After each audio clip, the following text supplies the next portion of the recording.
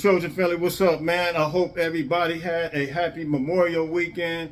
I hope you didn't get too much barbecue, man. I hope you're recovering from whatever you had going. So listen, man, USCJ, we here, man. It's Tuesday, and listen, we had a couple of things going on, man. From yesterday, I've been posting for the last couple of weeks every day, and yesterday I didn't post, and it felt like, wow, man, it seemed like it's been a long time since I've been with you. That's how much I've been posting. But check it out: like, share, subscribe, USCJ32 on Instagram, USCJ32 on Twitter. Make sure you guys like this. Make sure you share it. All right, so listen, we've had some news, man. We had some news, and I think I told you when I came on Sunday, I think I told you that Derek Lagway, he was coming to town. He's getting ready to visit USC. And listen, man, this guy, he had they had a little football competition going on, man. And he was involved in a throwing contest, man. And in this throwing contest, this guy threw for like 70+ yards, man. This is Derek Lagway. He's the 5-star recruit that USC is expecting to get. Now listen, I told you guys the other day, it's super essential for us to get this guy, and the reason being is because we had on the radar, we had another quarterback who was on the radar for us, and he ended up going to commit to Ohio State. So this guy is essential for us, and he looked like he's going to be a possible get. And lo and behold, he had a major offer from Lincoln Riley over the weekend, and Lincoln Riley actually offered him, and I can tell it was good for us and it was good for him. He appeared to be very excited because he posted it on his Twitter. You know, USC offered me, and it was just wonderful seeing that, man. So listen, that's some big things coming. We want to keep the quarterback pipeline rolling, and here's the thing: you guys got to think about this from a quarterback perspective. You want to play in Lincoln Riley's system, right? From a quarterback perspective, you want to play in Lincoln Riley's system. And the reason being, you had Baker Mayfield. Then you had the next man up. You had Kyler Murray. Then you had Jalen Hurts. So you want to continue to keep this quarterback pipeline. Then you had Spencer Rattler. Then you had Caleb Williams. You want to keep this quarterback pipeline going, right?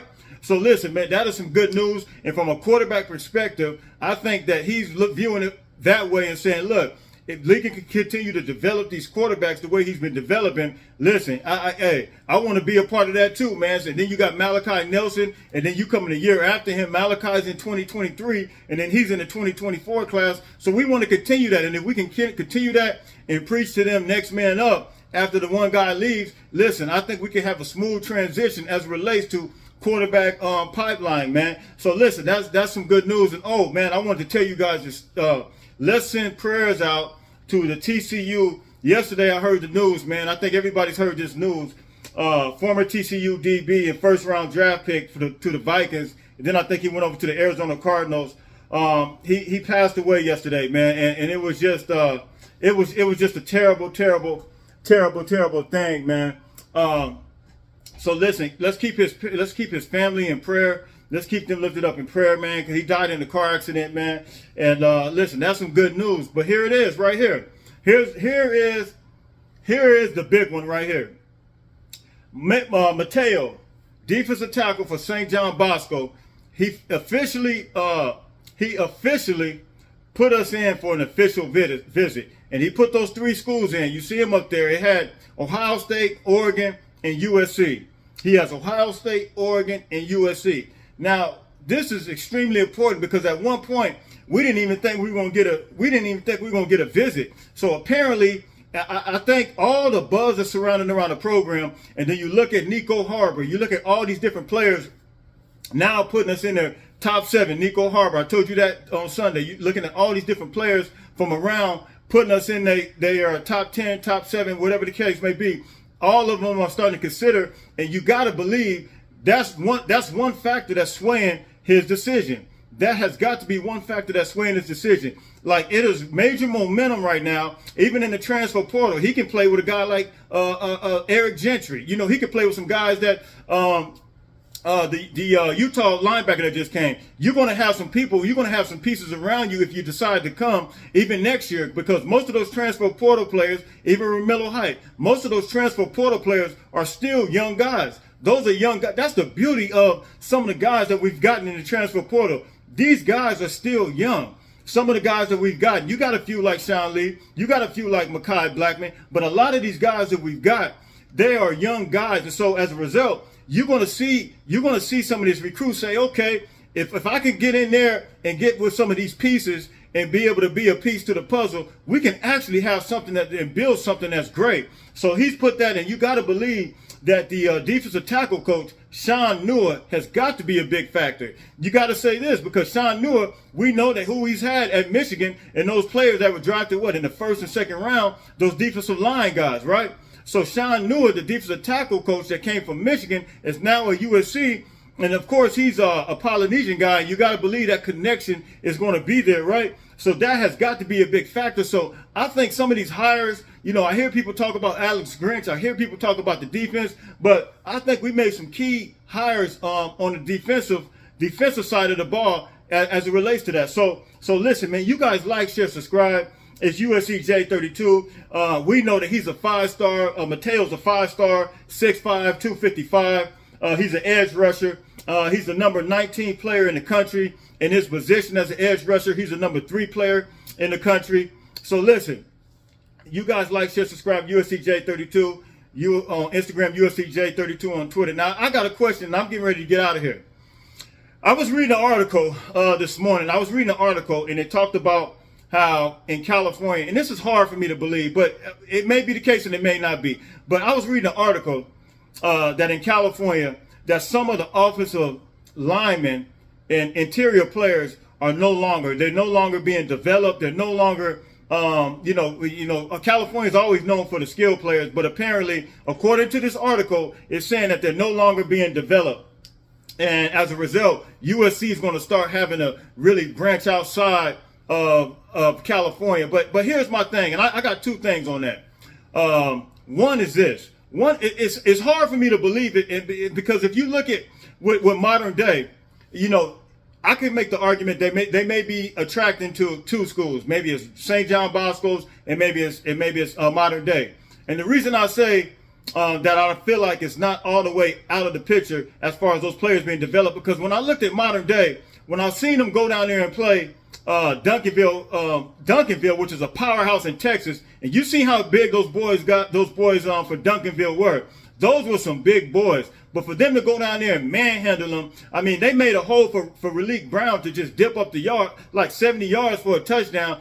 I mean, they were matching them power for power. I mean, size for size. From what I've seen, I mean, I didn't see no size different. I mean, those are offensive interior players there. And even on the defensive side, I've seen some interior players. I think, and I'm still going to say this, I'm still going to echo this, that our job is to keep those players in town. Keep those players in California. I don't think it's as bad as this article was stating it is.